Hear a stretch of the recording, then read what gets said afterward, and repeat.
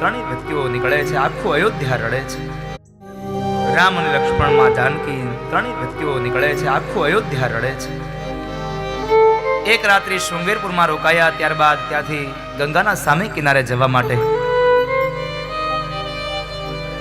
જ્યારે ગંગાના સામે કિનારે જાય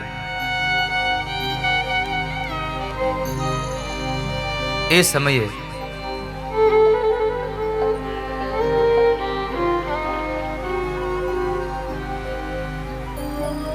કેવટ પાસેથી નાવ માગીને ગંગાના સામે કિનારે જાય છે. ત્યાંથી આમ ફરતા ફરતા ફરતા ફરતા બધા રામ લક્ષ્મણ ને માં જાનકી પંચવટીમાં આવે. એ પંચવટીમાં આપણે જાણીએ તેમ મારીચ નામનો જે અસુર છે એ સુવર્ણ મૃગ બનીને નીકળે ને એ સમયે માં જાનકીને એ મૃગની ઈચ્છા થઈ અને એ મૃગ લેવા માટે રામ અને લક્ષ્મણ બે ભાઈઓ જાય છે. પાછળથી રાવણ એક સાધુના વેશમાં આવે અને એ સાધુના વેશમાં આવેલો એ રાવણ માં જાનકીનું અપહરણ કરીને લઈ જાય. ત્યારે ફરી પાછા રામ અને લક્ષ્મણ આવે તો એ સમયે રામ અને લક્ષ્મણ માં જાનકીને જુએ નહીં. રામ અને લક્ષ્મણ જાનકીની શોધ માટે નીકળી જાય છે અને એ સમયે શોધ કરતા કરતા સૌપ્રથમ શબરીબાઈને ત્યાં ભગવાન જાય છે. એ શબરીને ત્યાં જઈ ત્યાંથી એને સંદેશો મળે એટલે માર્ગની અંદર એને એક હનુમાનજી મહારાજ એક વાનરનો એને મિલન થાય, હનુમાનજી મહારાજનું પ્રાગટ્ય થાય. હનુમાનજી મહારાજ બે ભાઈઓને સાથે લઈ અને સુગ્રીવ પાસે લઈ જાય. સુગ્રીવની આખી સેના ભેગી મળે અને રામ લક્ષ્મણની સાથે રહે છે. રામ અને લક્ષ્મણની સેનાની સાથે રહી નલ અને અંગદ પણ રહ્યા છે. અને એ સમયે ભગવાન હનુમાનજી મહારાજ દરિયાના સામે કિનારે જઈ લંકાને સામે પાર જઈ અને ત્યાંથી સંદેશો મેળવીને લઈને આવે. અને એ સમયે આ બાજુથી નલ અને અંગદ બે ભાઈઓ પાસે એક વિદ્યા હતી, એક વરદાન હતું કે પાણીમાં એ પથ્થર નાખે તો પથ્થર તરે. એ પથ્થર જ્યારે ફેંકીને એક સમુદ્રમાં એક આખો પાળ બનાવી સમુદ્રના બે કિનારાને જોડી રામ અને લક્ષ્મણ બે ભાઈઓ આખા સૈન્યને લઈ અને વાનર સેનાને લઈ અને અહીંયા લંકાની અંદર આવે છે. જ્યાં લંકામાં આવે ત્યારે એક પ્રસંગ બન્યો કે વાલી પુત્ર અંગદ રાવણની સેના પાસે જાય છે, રાવણના સભામાં જાય છે. રાવણની સભામાં જઈ અને વાલી પુત્ર અંગદ એમ કહે છે કે રાવણ તું માં જાનકીને છોડી દે, જાનકીને છોડી દે તું અહીંયા. પણ રાવણ ન માન્યો. ત્યારે વાલી પુત્ર અંગદ એટલું કહે છે કે એક કામ કર, મારે રામને પણ પૂછવા નથી જવું, મારે કોઈને પૂછવું નથી, માત્ર એક કામ કરો, હું એક પગ જમીન ઉપરથી ઉપાડી અને જમીન ઉપર પાછો મૂકી દઉં. આ પગ માત્ર તમે જો મારો હલાવી દો ને તો અમે જાનકીને લીધા વગર અહીંયાથી પાછા વયા જઈએ. આટલું કહી અને વાલી પુત્ર અંગદ જય શ્રી રામ કરીને એક પગ ધરતી પર પછાડીને મૂકી દે. માનસકાર એમ કહે છે કે આખા લંકાની સેનાને આવી અને એ વાલી પુત્ર અંગદનો પગ ઉપાડવા જાય, કોઈનાથી પગ ન હિલ્યો. ઉચકવાની વાત તો એક બાજુ રહી, જરા હિલ્યો પણ નહીં. અને જ્યારે કોઈનાથી ન હિલ્યો ત્યારે માત્ર ને માત્ર એક રાવણ પોતે આવ્યો, લાવ હું પોતે ઉપાડું. જ્યારે રાવણે અંગદનો પગ પકડ્યો ને ત્યારે અંગદે કીધું કે રાવણ પગ પકડવા હોય ને તો રામના પકડી લે, મારા પગ પકડે તારો ઉદ્ધાર નહીં થાય, રામના પગ પકડીશ તો ઉદ્ધાર થશે. પગ પકડવો હોય તો રામને પકડી લે. અને માનસકાર એમ કહે છે કે રાવણથી પણ એ અંગદનો પગ નહોતો હિલ્યો. કારણ નકર એનો એ જ રાવણ હતો કે જેને આખા કૈલાસને હલાવ્યો હતો, કૈલાસને ઉપાડી લીધો હતો. પણ ત્યારે બે વસ્તુ થઈ આમાં. પહેલી વાત એ છે કે જ્યારે કૈલાસને ઉપાડ્યો ત્યારે, હિમાલયને ઉપાડ્યો ત્યારે એનામાં ભક્તિ હતી, ધર્મ હતો. ભક્તિને લઈ અને માણસ કૈલાસને પણ ઉપાડી શકે. અને જ્યારે માણસમાં અભિમાન આવે ને ત્યારે નાના માણસનો પગ પણ ન ઉપાડી શકે. અભિમાનથી તમારાથી પગ પણ ન ઉપડે. માટે જીવનમાં ક્યારેય અભિમાન ન કરશો. અને એ સમયે રાવણનો સગો ભાઈ વિભીષણ રામની સેનામાં ભળી જાય છે. ત્યાર પછી આપણે જાણીએ એમ રાવણ અને રામનું યુદ્ધ થાય અને એ યુદ્ધની અંદર ભગવાને અનેક મસ્તકો કાપ્યા છે. અનેક મસ્તકો કાપ્યા, પણ ફરી પાછું નવું મસ્તક આવીને ઊભું રહે. અને એ સમયે રાવણનો સગો ભાઈ વિભીષણ એણે કહ્યું કે પ્રભુ એક કામ કરો, આના મસ્તક કાપવાથી એનું મૃત્યુ નહીં થાય. રાવણની નાભીમાં અમિકુંભ છે, એ અમિકુંભને તમે બાળી નાખો તો રાવણ મરે. અને એ સમયે ભગવાને એક બાણ સરસંધાન કરી અને રાવણની નાભીમાં માર્યું. એટલે દશાનન રાવણ રામ રામ કરતો કરતો ઢળી પડ્યો આ ધરતી ઉપર. અહીંયા એક બહુ મોટો સંદેશો આ સમાજને મારે આપવો છે. રામચરિતમાનસની આ કથા, રાવણ મરાયો એની કથામાં એક સંદેશો સમાયો છે કે રાવણ મારવા માટે થઈ નાભીમાં અમિકુંભ છે. કોણે કીધું? રાવણનો સગો ભાઈ વિભીષણ. વિભીષણે કહ્યું, ત્યાર પછી ભગવાન રામે એને નાભીમાં બાણ માર્યું એટલે રાવણ મરાયો. એટલે અહીંયા એક વાત, એક કહેવત પડી છે કે ઘર ફૂટે ઘર જાય. આપણા ઘરની વાત કોઈને ક્યારેય બીજાના કોઈના ઘરમાં જઈને વાત કરવી નહીં. ઘર ફૂટે ઘર જાય. બાકી નકર અત્યારે તો ભગવાન રામ નકરા માથા જ ઉતારતા રહેતા. નાભીમાં ક્યારે માર્યું? વિભીષણે કહ્યું પછી. એમ જો આપણા ઘરની વાત બીજે જઈને કરશું ને તો આપણા જ ઘરના સભ્યોનું અહિત થશે. માટે ઘરની વાત કોઈ દી ઘરની બહાર જવી જોઈએ નહીં. ઘર ફૂટે ઘર જાય, આ કહેવત મળી છે. રાવણને મારી માં જાનકીને ફરી પાછા લાવી અને અયોધ્યામાં આવ્યા છે. અયોધ્યાની બહાર એક ખાડો ખોદાવી અને વૈરાગ્યની મૂર્તિ ભરત જે રામની પ્રતીક્ષા કરે છે એ રામ ભરતની પાસે ગયા છે. કારણ ભરતને પાદુકા આપી પણ ભરત પોતે રાજગાદી પર ન બેઠા. રામની ચરણ પાદુકાઓ એણે રાજગાદી પર પધરાવી પણ ભરત પોતે રાજગાદી પર ન આવ્યા. કારણ આ ભાઈઓનો પ્રેમ છે. રામ રાજ્ય ફરી સ્થપાયું એની કથા બતાવી. અને એ રામચરિતમાનસને મારે આપણને બહુ સંક્ષિપ્તમાં કહેવી પડી છે. અને આમ પણ દક્ષિણા વગરની કેટલીક લાંબી આ રામકથા હોય, મફતમાં તો કેટલુંક હોય.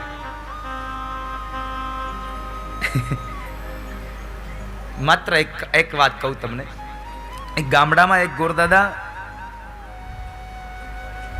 સવારમાં ભિક્ષાવૃત્તિ માટે ગયા.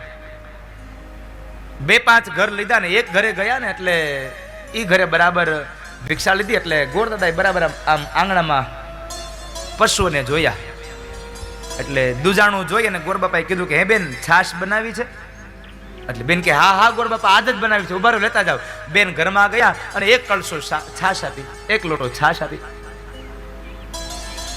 લોટો છાશ આપીને હજી ગોરબાપા આમ અવળા ફરે ને ત્યાં ઓલા બેને કીધું, એ ગોરબાપા, આ હાવ આ મફતમાં છાશ લઈ જાવ છો, રામાયણ તો સંભળાવ. એટલે માં કહે છે, લાલા એક કામ કર, તે માટી નથી ખાધી ને તો તું મને મોઢું બતાવી દે. અરે પણ માં મેં નથી ખાધી. જોર કરીને હિંમત રાખીને કહી દીધું, દાવ દાદાને જે કરવું હોય તે કરી લે. હા પાડીશ તો માં તો મારશે જ, એના કરતા દાવ દાદો ભલે કઈક એની હારે ફોડી લેશું. એટલે ભગવાને હિંમત રાખીને ના પાડી દીધી કે નહીં માં, મેં માટી નથી ખાધી. માં કહે છે, મને તારું મોઢું બતાવ. માએ બહુ આજીજી કરી, બહુ હઠ પકડી. ત્યારે ભગવાને પોતાનું મુખારવિંદ ખોલ્યું. જ્યાં માં એમાં માટી છે કે નહીં જોવા જાય, માટી ન મળી પણ ફરીવાર માને વિશ્વરૂપના દર્શન ભગવાન બાલકૃષ્ણએ કરાવ્યા છે. આખું સકલ બ્રહ્માંડ દેખાડ્યું માને મોઢાની અંદર. 52 દિવસ નંદ ને યશોદાના આંગણામાં રહ્યા, ગાયોને ચારી અને વાછડાઓને ચાર્યા. ગાયોનું ઉછેર કર્યો છે એટલા માટે તો ગોપાલ કહેવાયો છે. ગો કહેતા ગાય અને પાલ કહેતા એનો પાલનહાર, એનો ગોવાળિયો સાહેબ ગોપાલ થયો છે.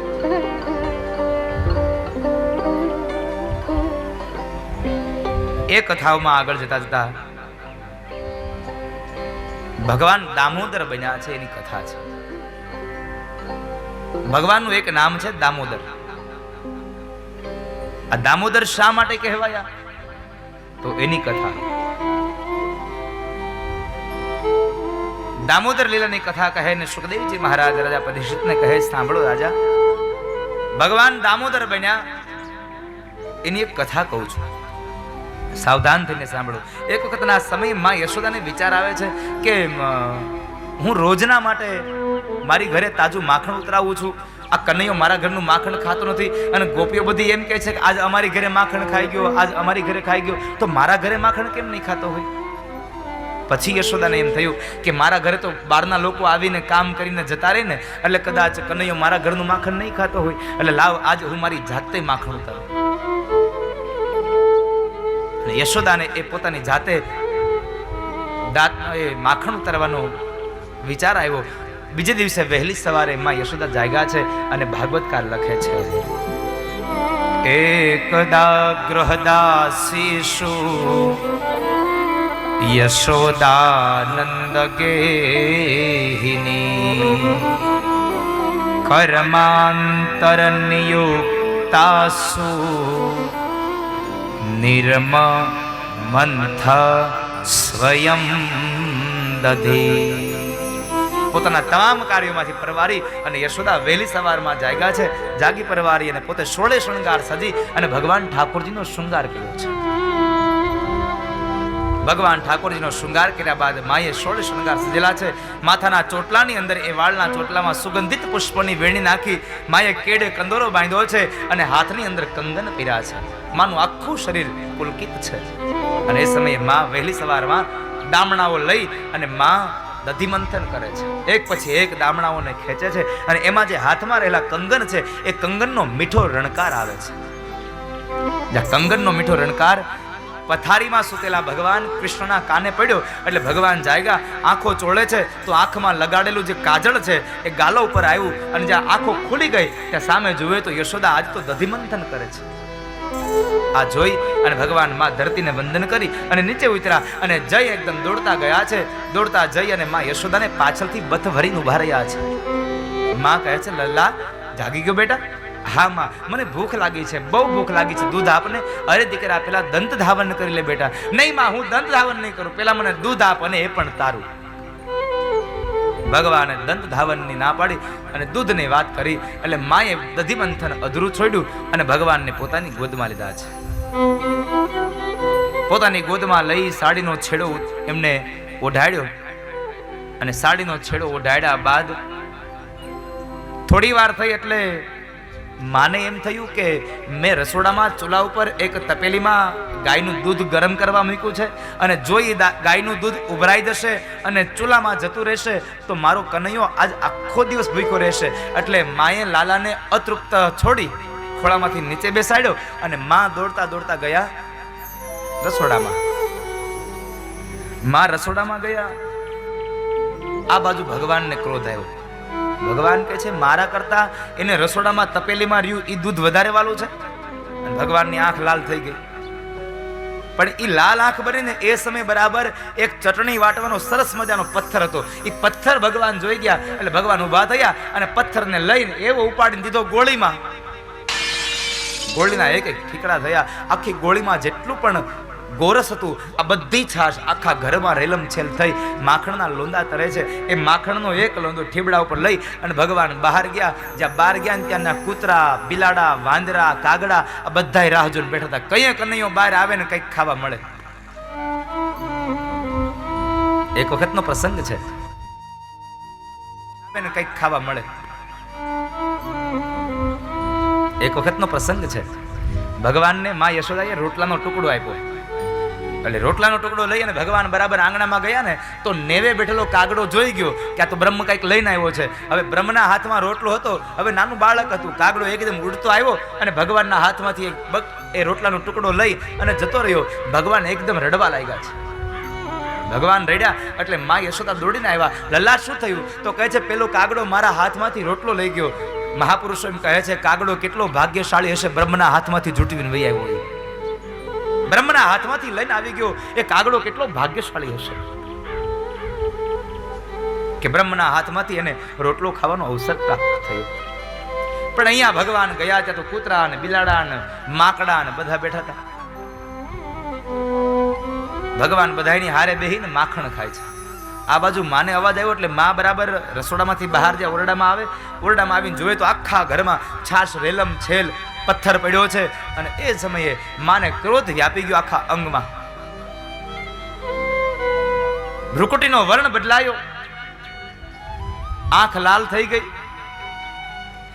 અને માં કહે છે કે રોજ ગોપીઓ ફરિયાદ કરતી પણ હું કોઈની ફરિયાદ માનતી નહીં. આજ મારા રંગે હાથ પકડાઈ ગયો છે. હવે મારે કોઈના ફરિયાદની કોઈની સાબિતીની જરૂર નથી.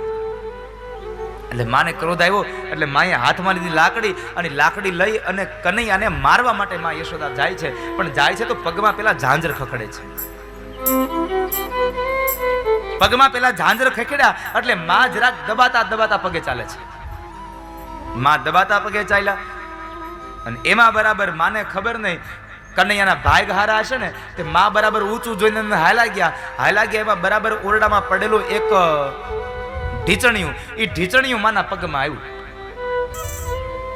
એ ઢીચણિયું માના પગમાં આવ્યું એટલે ઝાંઝર ખખડ્યું. આ ઢીચણિયું એટલે ખબર છે કેટલા લોકો ઢીચણિયું જોયું છે? વડીલોએ તો કદાચ જોયા હશે, પણ અત્યારના યુવાનોને કોઈને ખબર નહીં હોય ઢીચણિયું ક્યાં છે. કેટલા લોકો ઢીચણિયા જોયા છે? આ બાજુ જોયા છે કે નહીં ઢીચણિયા?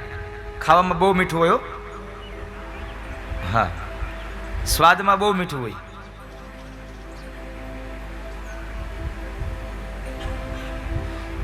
એકવાર એક શહેરમાંથી એક મહેમાન ગામડે ગયા. એટલે ગામડે ગયા એટલે સવારમાં ગયા હતા, આગતા સ્વાગતા કરી, એટલે પછી મહેમાનને પરાણે જમવા રોકી દીધા. રોકાય જ જવા તો એટલે રસોઈ બનાવી, બપોરે જમવા બેઠા, આસન પાથરી દીધું, થાળી પીરસાઈ ગઈ, બધું થયું. મહેમાન એક બે બટકા ખાધા ને એટલે ગરદણી વરે તું લાવીને મહેમાન શહેરમાંથી આવ્યા છે ને પૂછી જો. એટલે ગરદણી પૂછ્યું કે હે મહેમાન, ઢીચણિયું ફાવશે?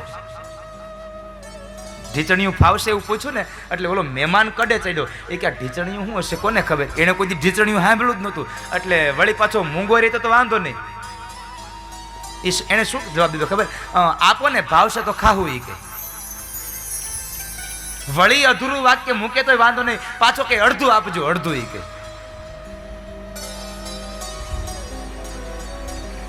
એટલે મને ખબર આ ઢીચણિયું ખાવામાં બહુ મીઠું હોય. અત્યારની યુવાન પેઢીને સાહેબ થોડેક આપણા આગળના જે વસ્તુઓ હતી, જે એ વસ્તુઓ બતાવીને એની એને ઓળખાણ કરાવજો. કારણ કે અત્યારના છોકરાને તરફાળમાં ખબર ન પડતી. હા, બુંગળમાં ખબર ન પડે, તરફાળમાં ખબર ન પડે, નાડું હું એને ખબર ન હોય. એમાં ઢીચણિયું તો બિચારાને ક્યાંથી ખબર હોય? પંકજ, ઢીચણિયું જોયું છે? કેવું લાગે? કેવું લાગે સ્વાદમાં? તો પ્રહર હે આપણે ઢીચણિયું આવ્યું નહીં હજેલા હે એને ઓલું કચ્છથી ઢીચણિયું આવવાનું હતું. મેં એકવાર આ કથા બરાબર આગળના ગામમાં કરીને તો લક્ષના ચેનલના માધ્યમથી કોઈ કચ્છમાં કથા જોતું હશે તો એનો ફોન આવ્યો અમારે રાજન દાદા ઉપર કે દાદાનું મકાનનું સરનામું આપો ને ઘરનું. એટલે રાજન દાદાએ પૂછ્યું કેમ? તો કે અમારે એ કે ઢીચણિયું છે ને એ ચાંદીથી મઢાવીને દાદાને મોકલવું છે કે આને ઢીચણિયું કહેવાય. કે તમે જ્યાં જાઓ ને ત્યાં હારે લેતા જાજો, બધાને બતાવજો આને ઢીચણિયું કહેવાય. એટલે ઢીચણિયું બરાબર માના પગમાં આવ્યું એટલે માના પગનો ઝાંઝર છેમકું એટલે ભગવાન આમ પાછવાળું જોવે તો માં આવે છે, હાથમાં લાકડી, આંખ એની રાતડી થઈ ગયેલી છે. એટલે ભગવાને હાથમાં રહેલું ઠીબડું ઓલા વાંદરાઓને માકડાઓને આપીને કહે છે આ તમારે ખાવું હોય તો તમે ખાવ, હવે મારે ઈ ખાવું નથી ને જો ઈ ખાવા રોકાઈશ ને તો હમણાં બીજું હોતે ખાવું પડશે. એટલે ભગવાન એકદમ મીંડા દોડવા, પાછળ યશોદા દોડે, આગળ ભગવાન કૃષ્ણ દોડે છે. એકાદ બે ચક્કર આંગણામાં લગાવ્યા, એકાદ બે ચક્કર ઓરડામાં લગાવ્યા, વળી પાછા ભગવાન આંગણામાં આવે છે. પણ માં થાકી ગયા છે, કારણ માનું શરીર થોડુંક જાડું છે. એટલે માં થાકી ગયા એટલે એ જ સમયે માં બરાબર ઓસરીના કોરે થાંભલીને ટેકો દઈ અને બેસી ગયા છે. થાંભલીના ટેકે માં યશોદા બેઠા છે અને આંખમાંથી અશ્રુની ધારાઓ વહે છે અને કહે છે લલ્લા, તે મારી આબરૂ ગામમાં સાવ કાકરાની કરી નાખી છે. ગામમાં નીકળું તો અત્યાર સુધી મને કહેતા હતા એ યશોદા નીકળી, પણ લલ્લા તે મારી આબરૂ એટલી કાક ધૂળમાં મેળવી દીધી કે આજ હું ગોકુળની બજારમાં નીકળું ને તો ગોપીઓ મને યશોદા તરીકે નથી બોલાવતી. એમ કહે છે જો પેલી ચોરની માં જાય છે, તે મારી આબરૂને સાવ ધૂળમાં મેળવી દીધી. માં યશોદા રેડ્યાને ભગવાન કૃષ્ણથી સહન ન થયું. ભગવાન કૃષ્ણ એકદમ દોડતા આવી માના ગોદમાં બેસી જાય અને પોતાના નાજુક એવા હાથથી માના આંખના અશ્રુ લૂછીને કહે છે માં, મારી ભૂલ થઈ ગઈ, આજ પછી તને જિંદગીમાં કોઈ દિવસ હેરાન નહીં કરું, આજ મારી ભૂલ થઈ ગઈ. માએ હાથ પકડીને કહે છે લલ્લા, આટલી બધી શું ઉતાવળ હતી? થોડી વાર માટે મારી રાહ ન જોઈ શકો? હું દૂધ ઉતારીને આવું એટલી વારમાં તું અધીરો થઈ ગયો? માને જરા ક્રોધવાળી વાણીથી સાંભળીને એટલે ભગવાન બોલ્યા છે, માં મારી ભૂલ થઈ, મને હવે આજ પછી તને જિંદગીમાં હેરાન નહીં કરું, બસ મારી ભૂલ થઈ ગઈ. નહીં લલ્લા, આજ તો હું તને ખાનણિયા સાથે બાંધી દઈશ, આખો દિવસ પડ્યો રે, તને કોઈ જમવાનું નહીં આપે. અરે માં આવું ન કરીશ, મને બહુ ભૂખ લાગી છે, જમવા આપ. ના લલ્લા, આ તો તને બાંધી જ દઈશ, બહુ તોફાન કરે છે. માએ એને બાંધવા માટે એક હાથથી ભગવાન કૃષ્ણને પકડ્યા અને ઢસડતા ઢસડતા ભગવાનને લઈ જાય છે. ભગવાન રડે છે, બહુ રડે છે ભગવાન. માં રેવા દે ને, મારી ભૂલ થઈ ગઈ, આજ પછી કોઈ દિવસ હેરાન નહીં કરું, નહીં તોફાન કરું. માએ એક પણ શબ્દ ન સાંભળ્યો લલ્લાનો. ખૂબ રડ્યા ભગવાન, ખૂબ રડે છે. માં બરાબર દામણું લીધું અને એક છેડો ખાનણિયા હારે બાંધ્યો અને એક છેડાને ભગવાનના ઉદર પેટના ભાગથી ભગવાનને બાંધવા જાય, જ્યાં ગાંઠ મારવા જાય ત્યાં 2 આંગળ દામણું ટૂંકું પડે. દામણું 2 આંગળ ટૂંકું પડ્યું એટલે માએ બીજું દામણું લીધું, જ્યાં બીજું દામણું લઈ અને માં બાંધવા જાય તો બીજું દામણું ટૂંકું પડે. આવા અનેક દામણાઓ ટૂંકા પડ્યા એટલે ભગવાન બોલ્યા છે, માં આમ અહંકારથી બાંધીશ ને તો જિંદગીભર નહીં તાળથી બંધાઈ શકું. કારણ મોટા મોટા ઋષિમુનિઓ હજારો વર્ષથી નાક બંધ કરીને બેઠા છે મને બાંધવા, પણ હજી કોઈ દાથી હું બંધાયો નથી. તારે બાંધવો હોય તો એકવાર પ્રેમના તાતને બાંધીજો, હમણાં તારાથી બંધાઈ જાવ, પણ તને અભિમાનથી બાંધશો તો નહીં બંધાવ. ભગવાન કહે છે, અભિમાનથી હું ન બંધાઈ શકું, તમારે મને બાંધવું હોય તો પ્રેમથી બાંધો. પણ આપણે તો ભગવાનને અહંકારથી જ બાંધવાના પ્રયત્નો કરીએ.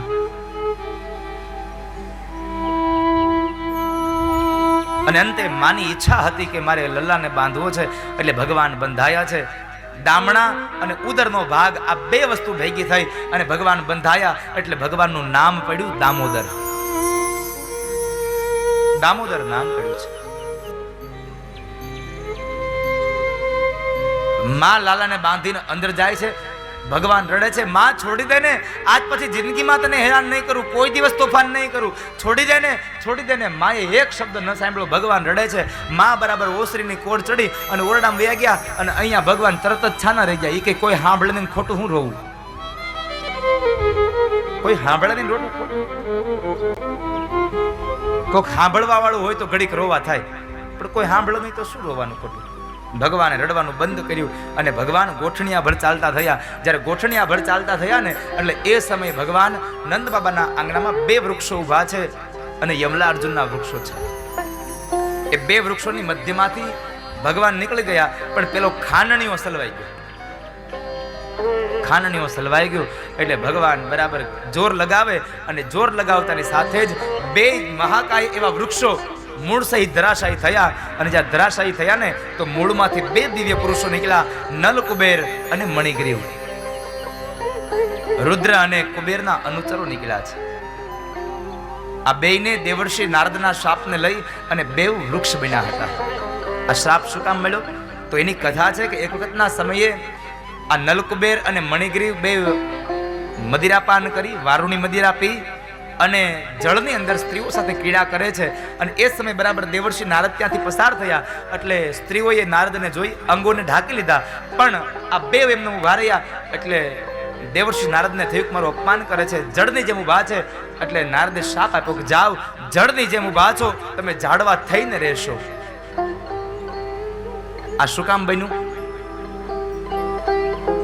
4 પ્રકારની દોષ હતા એમાં. આ બનવા પાછળનું મુખ્ય 4 કારણો હતા એવા. પહેલું કારણ એ હતું કે ધનદાત્મજો, પૈસાવાળાના દીકરા હતા. અને આ જગતમાં કળિયુગમાં એવું થાય, પૈસાવાળા હોય ને એટલે એના દીકરાઓ પછી ગમે તેવા કામ કરે, કારણ કે એને એના પૈસાના, એના બાપના પૈસાનો અહંકાર હોય, એટલે પછી દીકરાઓ ખરાબ કામ કરતા હોય છે. ધનદાત્મજો. રુદ્ર કુબેરના અનુચરો હતા. એટલે કુબેર એટલે પૈસાનો ખજાનો, એટલે જેની ઘરે પૈસા વધારે હોય ને એને કોઈની બીક ન હોય, કારણ કે પૈસા આપીને છૂટી જશું ભાઈ.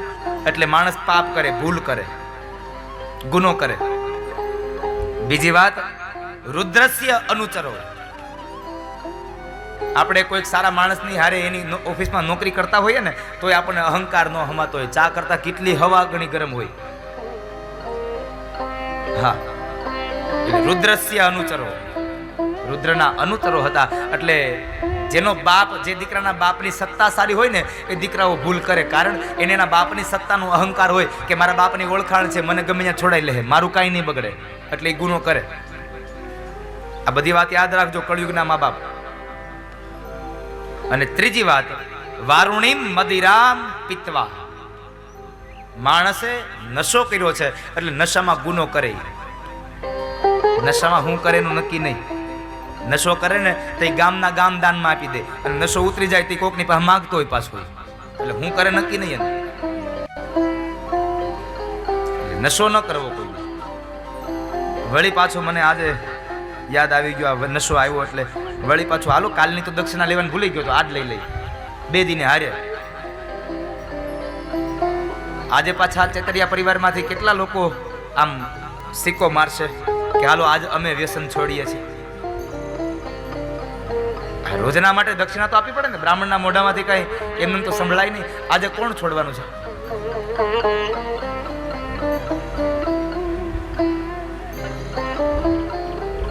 વારુણી મદિરામ પિત્વા. માણસ નશો કરે એટલે એને પછી શું કરે, ગુનો કરે, એનો કોઈ ભરોસો નહીં. આજે કોઈ છોડવાનું છે આજે ચેતરિયામાંથી? પણ મને એક ગમે છે, ચેતરિયા પરિવારમાં કોઈને વ્યસન જ નથી. બોલો,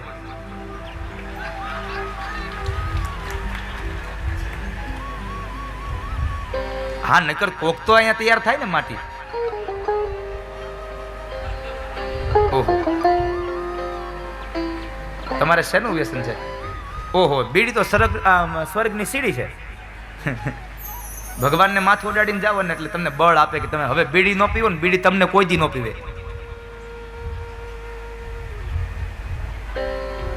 એકવાર જોરદાર તાળીઓથી વધાવો. આ ઉંમરે એનાથી આ બીડી તો છૂટી ગઈ. નકર ઘણાય તો મને એમ કે દાદા બહુ નાનપણનું મારે વ્યસન છે. એલા તારે નાનપણનું વ્યસન છે તો વ્યસન તને પકડે છે કે તું વ્યસનને પકડશો? હવે કોઈ છે? દાદાની તો ઉંમર થઈ ગયેલી છે, મોટા છે, હજી કોઈ જુવાનડા, આ જો કે ચેતરિયામાં જુવાનડા તો કોઈ છે જ નહીં વ્યસન વાળા.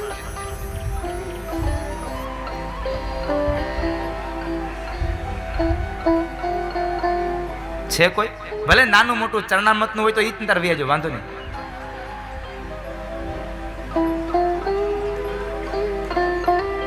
આપણે દેશભાઈ કઈ છે નહીં ને? પાન માવો સિગરેટ કઈ છે? હે તો ઉભા રહો, હવે કથા પછી થાય, પેલા તમારી પાસે મુકાવવું પડશે.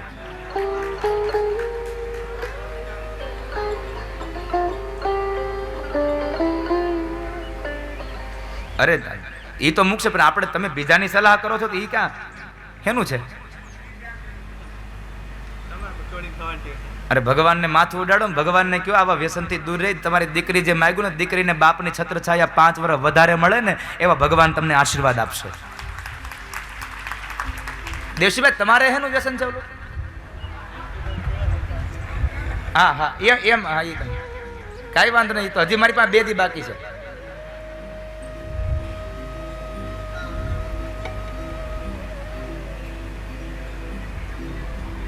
હવે કોઈ છે આમાં? મારે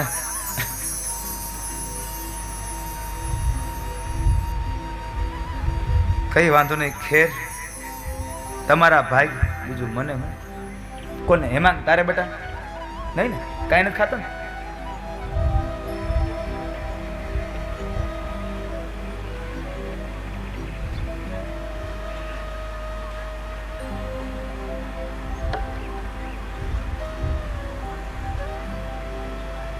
કીધું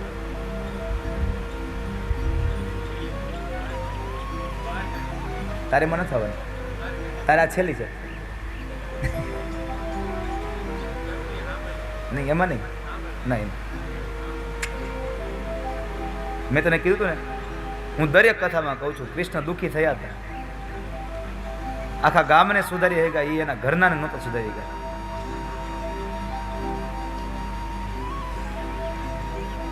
હા, આખા ગામને વ્યસન મુક્તિમાંથી ભગવાન કૃષ્ણએ આખા ગામને, આખા સમાજને સંદેશો આપ્યો હતો. પણ એક માત્ર યાદવોને સંદેશો ન પાઠવી શક્યા સાહેબ. યાદવોને એ કૃષ્ણ ન સુધારી શક્યા. એટલે અંતિમ સમયે કૃષ્ણ દુઃખી હતા કે હું મારા પરિવારને ન બચાવી શક્યો, મારા પરિવારની બુદ્ધિને હું ન સુધારી શક્યો. અને જ્યારે માણસ પોતાના પરિવારને ન સુધારી શકે ને, ત્યારે સૌથી વધારે દુઃખી ત્યારે થતો હોય છે.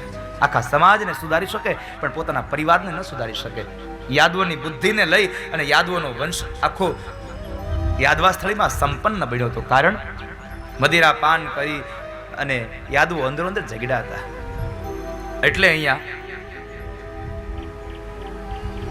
વારુણી મદિરામ પિત્વા એટલે એને નશો કર્યો હતો. એટલે નશામાં માણસ ગુનો કરે, આ ત્રીજો ગુનો.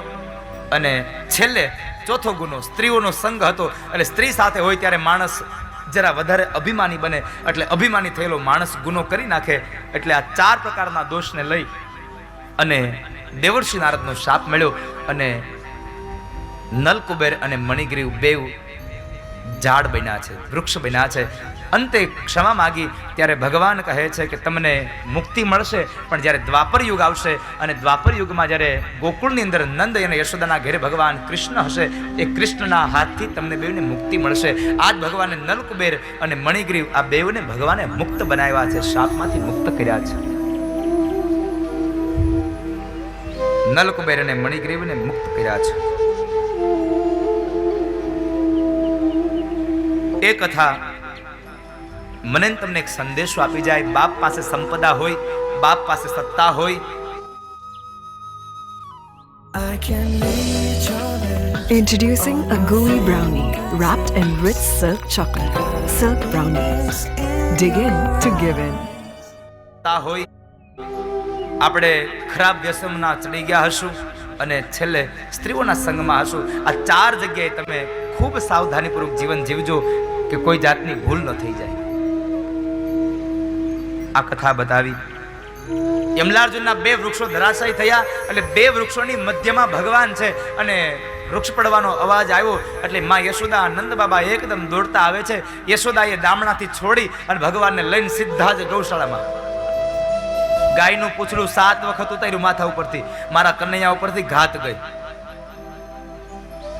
નંદ બાબાએ છોકરાઓને પ્રશ્ન કર્યો, એલા છોકરાઓ, આ વૃક્ષ કેમ પડી ગયા? તો કહે છે, બાબા એ તો આ લાલાએ ખાંડણીઓ ફસાઈ ગયો અને લાલાએ જોર લગાવ્યું ને તો 2 વૃક્ષ પડી ગયા. નંદ બાબા કહે, છોકરાઓ આ વાત સાચી હોય કઈ? છોકરાઓની વાતોને મજાકમાં સમજી લઈ અને નંદ બાબાએ કાઢી નાખી. થોડા દિવસ પસાર થયા એટલે યશોદા નંદરાયને કહે છે, નંદરાય ચાલો ને આપણે બીજે ક્યાંક રહેવા જતા રહીએ, કારણ અહીંયા મારા લાલા ઉપર બહુ ઘાત જાય છે. હવે ક્યાંક બીજે રહેવા જતા રહીએ. અરે યશોદા ક્યાં જવું રહેવા? કોઈ સ્થાન હોય તો જઈએ. બાજુમાં પેલા ગોવાળો બોલ્યા છે, નંદ બાબા અહીંયાથી થોડે દૂર જઈએ ને તો વૃંદાવન છે અને વૃંદાવનમાં જો જાશું ને તો 2 વસ્તુ મળશે. આપણને રહેવા સ્થાન મળશે અને આપણી ગાયોને નિરણ પણ મળી જશે. નંદ બાબા તમામ વ્યક્તિની સાથે વૃંદાવન જવા તૈયાર થયા. વૃંદાવન જતા જતા જ્યારે ભગવાન એ સુખિયા માલણ ઉપર ભગવાને કૃપા કરી સુખિયા માલણને ફળ લીધા. ફળના બદલામાં થોડા ઘણા અનાજના દાણા આપ્યા. એ અનાજના દાણા કંઈ પણ બોલ્યા વગર એ સુખિયા લઈને જતી રહી તો એમાંથી ભગવાને સાચા મોતી બનાવ્યા. ભગવાન એમ કહે છે કે જે માણસ સંતોષ માને ને એ આ જગતનો સૌથી સુખી માણસ છે સાહેબ, જેને સંતોષ છે. બાકી સંતોષ વગરના કોઈ દી સુખ નહીં મળે. જેને સંતોષ છે એ સદૈવને માટે સુખી રહે છે.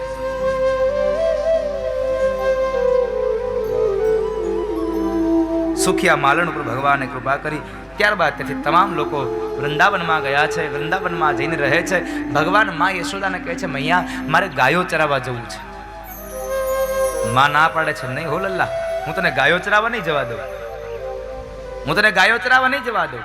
અરે માં મારે ગાયો ચરાવવા જવું છે. નહીં લલ્લા, હજી તું નાનો છે, ગાયો ચરાવવા નહીં જવા દઉં. અને ભગવાને બહુ હઠ કરી એટલે માં યશોદા કહે છે, કામ કર, તારે જાવું હોય તો તારા મિત્રોની સાથે ગોવાળિયાઓની હારે તું માત્ર ને માત્ર વાછડા ચરાવવા જા, બાકી તને હું ગાયો ચરાવવા તો નહીં જ જવા દઉં. એટલે ભગવાન વાછડાઓ ચરાવવા જાય છે. જ્યારે ભગવાન વાછડા ચરાવવા જાય એ સમયે એક વત્સાસુર નામનો રાક્ષસ વાછડાનું રૂપ લઈ અને ભગવાનના એ વાછડાના ટોળામાં ભળી ગયો. ભગવાન બધા વાછડાને જુએ છે, એમાં બરાબર એક વાછડો આ અજીબ અલગ દેખાયો. એટલે એને દાવને પ્રશ્ન કર્યો, દાવ આ વાછડો કંઈક અલગ દેખાય છે. દાવ કહે છે, તું જરા જોઈ લે ને, શું છે, મને ખબર નથી. એટલે ભગવાન જ્યાં જોયે છે તો ઓહો, આ તો વત્સાસુર નામનો રાક્ષસ છે. કઈ વાંધો નહીં. વત્સાસુરને મનમાં એમ હતું કે આ વાછડાઓને બહુ પ્રેમ કરે છે એટલે મારામાં ફસાશે, એટલે હું ફસાશે એટલે હું એને મારી દઈશ લાગ જોઈને. એમાં બરાબર ભગવાન એ વત્સાસુરના અંગ ઉપર ભગવાન હાથ ફેરવે છે, માથાથી ફીટ ઉપર હાથ ફેરવે, અને એ હાથ ફેરવે છે ત્યારે વત્સાસુર મનમાં બોલ્યો કે હા હવે બરાબરનો ફસાશે, હમણાં હવે બરાબરનો ફસાશે. અને ત્યારે ભગવાન બોલ્યા કે ફસાયો ખરો પણ દીકરા હું નહીં, હવે તું ફસાવી, હું નહીં ફસાવી દઉં એ હું. અને એ સમયે બરાબર ભગવાન હાથ ફેરતા ફેરતા પાછળના ભાગ તરફ ગયા, અને પાછળના ભાગમાં જઈ અને બે પગ પકડી અને એવો ગોળ ગોળ ઘુમાવ્યો, એવો ગોળ ગોળ ઘુમાવ્યો, અને ઘુમાવીને જાણે ઓલો ધોબી એક કપડાને પછાડે એમ ભગવાને વત્સાસુરને પછાડ્યો. અને પછાડતાની સાથે જ વત્સાસુરનો વધ થયો, અને ગોવાળીઓ ભગવાનનો જય ઘોષ કરે, બોલીએ વૃંદાવન વિહારી લાલ કી. વત્સાસુરનો વધ કર્યો. ત્યારબાદ યમુનાના કિનારે ભગવાને બકાસુરને માર્યો. એક બગલો, બકાસુર નામનો રાક્ષસ બગલાનું રૂપ લઈને આવ્યો છે. આ બગલો એટલે, અને યમુનાના કિનારે આ શું છે? આધ્યાત્મિક અર્થ બતાવે છે. બગલો છે એ દંભ છે, અને યમુનાનો કિનારો એ ભક્તિ છે. ભક્તિમાં દંભ ન ચાલે. આધ્યાત્મિક અર્થ એમ કહે છે ભક્તિમાં દંભ ન ચાલે કોઈ દિવસ. ભક્તિ કરો તો તમે નિર્મળ થઈને રહેજો સાહેબ, ભક્તિમાં દંભ નહીં ચાલે તમારો. ભગવાને બગલાને માર્યો છે. બગલો એ સફેદ રંગનો છે. બે વસ્તુઓ છે સાહેબ, બગલો પણ સફેદ છે અને હંસલો પણ સફેદ છે, પણ બેયમાં ફેર એટલો છે, એક માછલાઓ ખાય છે અને એક સાચા મોતી ખાય છે. અને જો આધ્યાત્મિક અર્થમાં જો કહેવા જઈએ તો બગલો છે એ આ સમાજનો દુરીજન છે, અને હંસ છે એ આ સમાજનો સાધુ પુરુષ છે, મહાપુરુષ છે. સાધુઓને આપણા જગતમાં હંસ કીધા છે.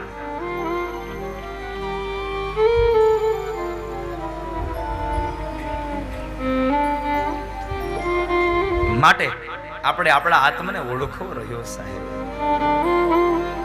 ભક્તિમાં તમારો દંભ નહીં ચાલે. એટલે અહીંયા યમુનાએ ભક્તિનો કિનારો, અને ભક્તિના કિનારે બકાસુર, એટલે ભગવાન બકાસુરને મારે છે ને આ સમાજને સંદેશો આપે કે હે જીવાત્મા, તમે ભક્તિ કરતા હોય તો ભક્તિમાં કોઈ દિવસ દંભ ન રાખશો, દંભનો ત્યાગ કરજો. દંભ હશે તો ભક્તિ નહીં થાય, અને ભક્તિ નહીં થાય તો ભગવાન કદાપી નહીં મળે.